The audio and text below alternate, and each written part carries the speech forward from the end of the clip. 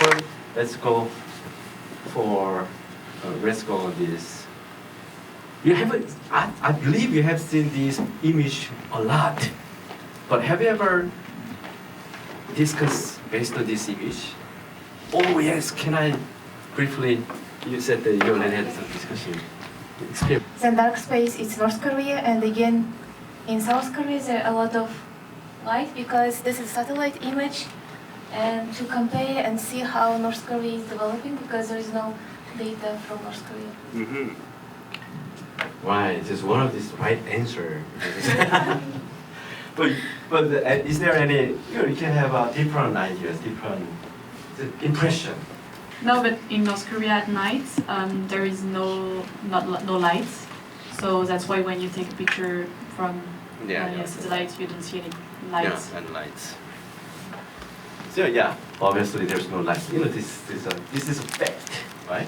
Even though this satellite image was taken, I think so about 10 years ago, but I think it's nearly same these days as well. So this is a concentration of lights, and you can say that light pollution. At the same time, probably based on your answers, the huge difference in their level of development, and also they definitely lack of energy, right? Meaning that they don't have any light pollution, and at the same time, they may not have carbon or CO2 or air pollution or something, right? And so that's why some of people feel like, oh my goodness, North Korea looks like a very eco-friendly country.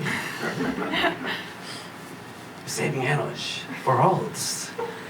Even though it's not their choice, all right? But at the same time, so you guys are nearly from outside Korea, right?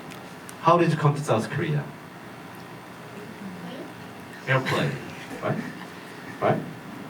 You didn't have a chance. You didn't have any choice. You have to come to Korea by airplanes only or by ship. Right? Did you come by ship? Okay. But you're Korean, right? Have you ever been to other countries on foot, on land? Yes. Oh, you crossed the border on foot? No. Plane, airplane. Oh, you or airplane? Yes. Right. Somehow. I think definitely you learned that Korea is peninsula, the Korean peninsula. But as far as living in South Korea, obviously also North Korea. South Korea looks like an island, right? And at the same time, somehow you can recognize, oh, you already mentioned, oh, China here, Japan here, oh, this is South Korea. Oh, man, there should be a North Korea. Actually, if anyone have never seen the East Asian map, they have no idea where it is, right? So this image shows obviously not only the difference between North and South Korea, right? At the same time, the geopolitical conditions in East Asia. But imagine what happened. So especially in North Korea, where there's no light at night, what happened? Right? What happened? There is no light in nighttime. They have to go home early, right? At the same time, they have to sleep early.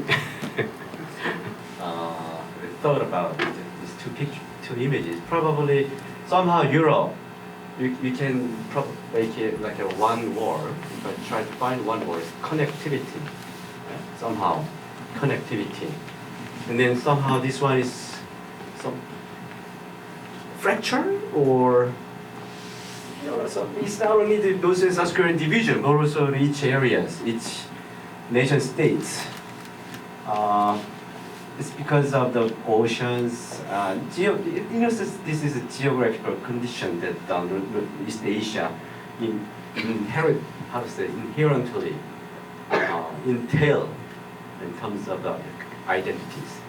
Then what happened? What happened to the individual's identity construction process? If you live in South Korea or North Korea, or since you guys are from Europe, your scale of social imagination, right? Your scale or probably, yeah, that is a scale or scope of your worldview. Have you ever imagined that, oh, I'm gonna have a job in Japan or China or even Mongolia after finishing my degree? Have you ever imagined the possibilities? Or, No, I don't. right? And yeah, right? It's hard to imagine, Yes. right? Here in the whole job market competition taking place within these short, small areas, right? Right? That's why South Korea considered as like adopted a hyper-competitive society, often like a lot of scholars mention about it. And you said that you're from France. Your case, have you ever imagined? Obviously, you're now South Korea even, right? Wow. But before, prior to coming to South Korea, have you ever imagined after finishing your certain degree, I'm gonna get a job, not in France, but Netherlands, Switzerland? Yeah, and it's quite common in Europe. Oh, it's quite common in Europe. So what's the difference, your imagination for your future and his imagined future? One of the most, I think language, Europe language is very similar and many. Linguistic similarities. Yes. Oh, it's very good excuse. Okay, we don't know about Mongolian language. Chinese is very difficult to learn. I think that's one reason, right? Right. Even though a lot of scholars, especially history, has mentioned that East Asia previously, all ancient history and even modern history, only very recent history is quite there are differences, but culturally there are a lot of similarities. Right? Even linguistic similarities, even though there are different characters. But during the Japanese colonial period, imagine that Korean people, even they didn't receive any proper education, they can speak easily the native Korean, but also Chinese, Japanese, and some of those nationalists who were like a nationalist movement, independent movements during the Japanese colonial period, they can also speak Russian as well. And if you study a little bit more, then you can speak English, French as well. So trilingual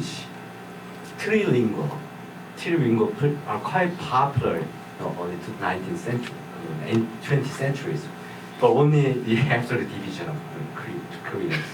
Somehow became a monolingual, but English also became our second language, but it's also only for a test. Nowadays, young people no longer learning language for only test for so long. They're pretty fluent comparing my old age.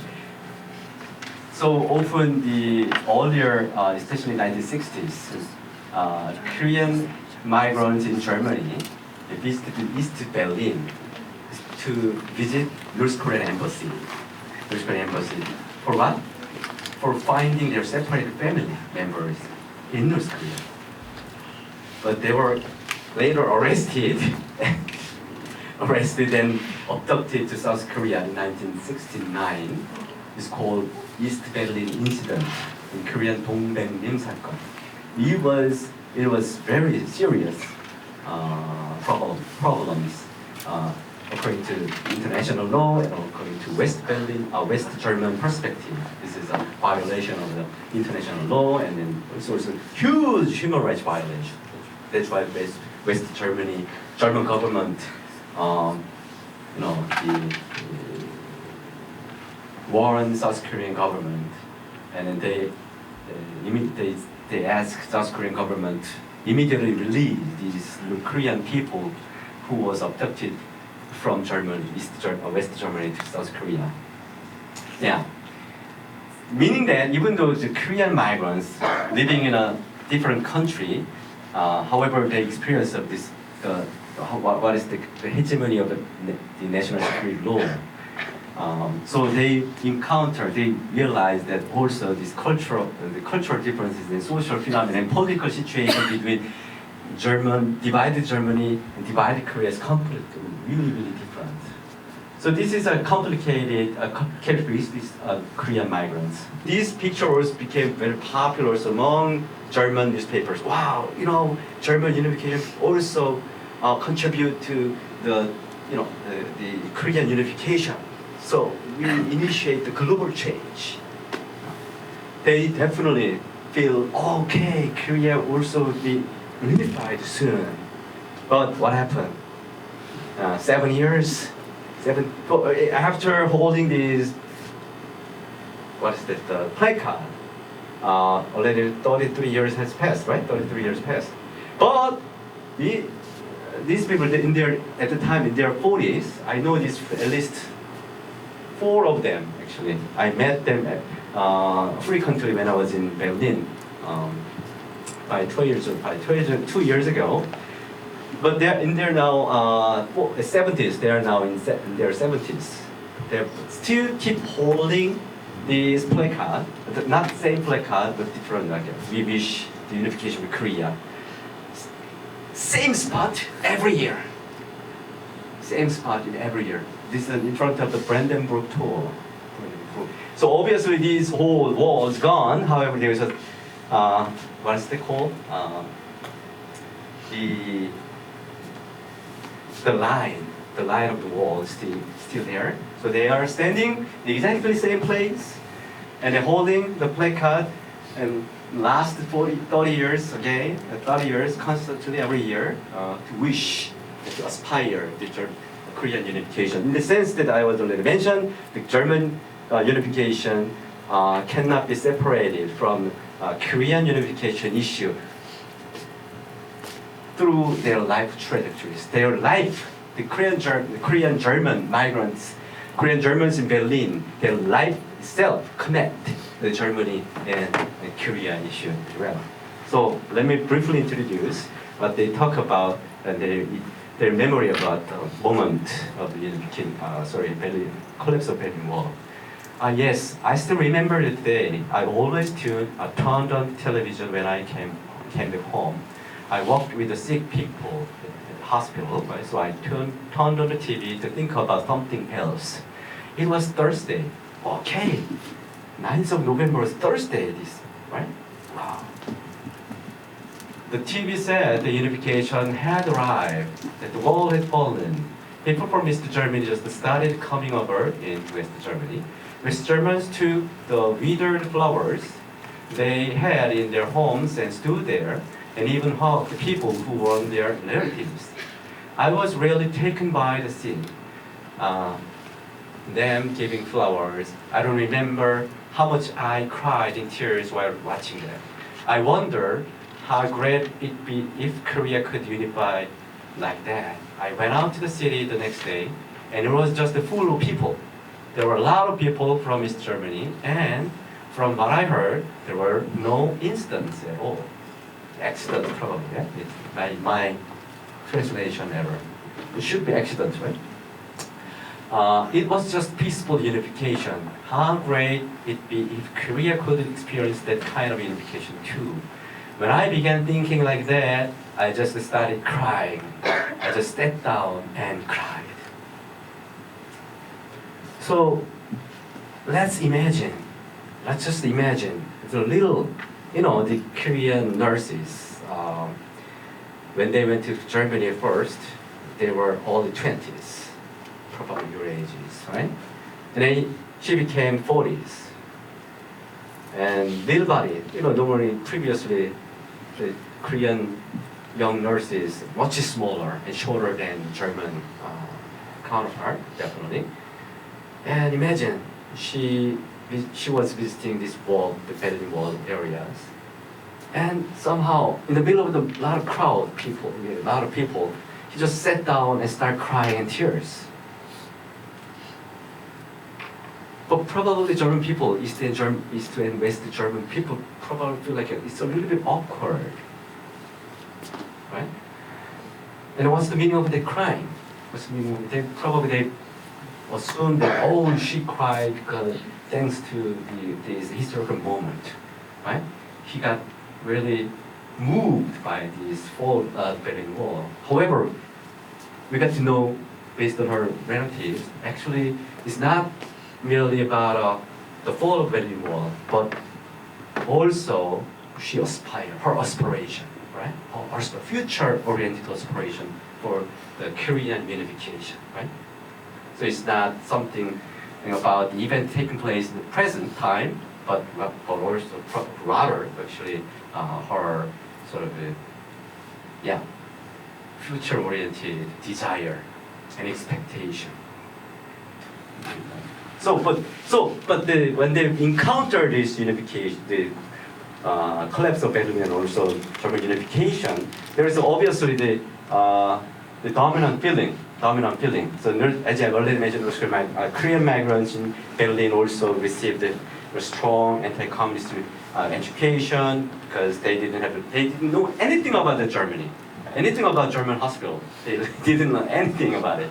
Only about it, don't take off the train at the Friedrichstraße. The Friedrichstraße Berlin says, actually you have to take off the train because Berlin was divided into west and east. However, there was the subway line, especially S-Bahn. S-Bahn is like here, the green number is a circle, and you have to take off in Friedrichstraße and change to another subway train so that you can go to another destination in West Germany. So this is like how to call here like Hapjeong or Hongdae. You have to change to. But this is located in East Berlin. So West German people can also they can take off and change their train. However, Korean nurses are not allowed to take off the train at the Friedrichstraße. That's because of fear. And even though they did not experience Korean War directly, somehow they came to have as a feeling of this is anti-communism is not just ideology; it's more or less embedded into their feeling, right? In feeling. So a lot of Korean migrants in Berlin told me when they first encountered and when they heard the news, the Berlin Wall collapsed. I was also surprised to hear that. I was really somehow scared. Scared probably the bunch of commies, froze just to move to West Berlin, things like that. So this was the dominant feeling. However, somehow there's different. Here, when they encounter German Berlin fall of Berlin, this residual feeling that for fear, anti-communist sentiment, as kind of for me like it is a defense mechanism to the rapid change in her social environment. However, they got to know obviously their family members in Berlin. Most of them married to West German men. But their husbands, and their children, and their the parents-in-law feel like, wow, this is like a festival.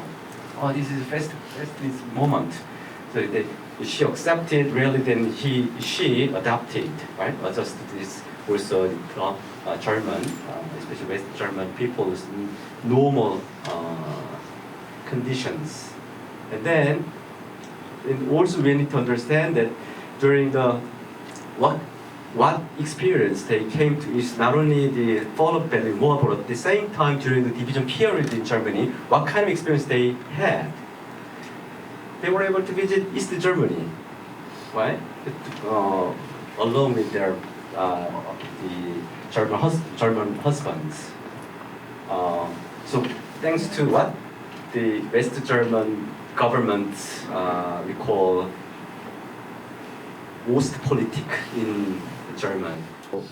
So unification between North and South Korea is not merely the integration process between only the Korean nationals between North and South Korea. Rather, it could be also a process of change and experience of social transformation by foreign migrants who already naturalized or integrated South Korean people. So often unification discourse in South Korea tends to ignore the existence of foreign migrants in South Korea. In a sense, as you already see here in this presentation, just like Mrs. K, who cried in tears in the process while she witnessing this collapse of the Berlin Wall. So unification process between North Korea could contribute also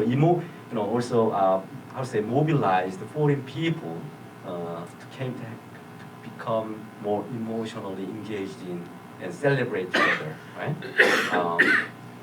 Well, thanks so much for your attention and also patience.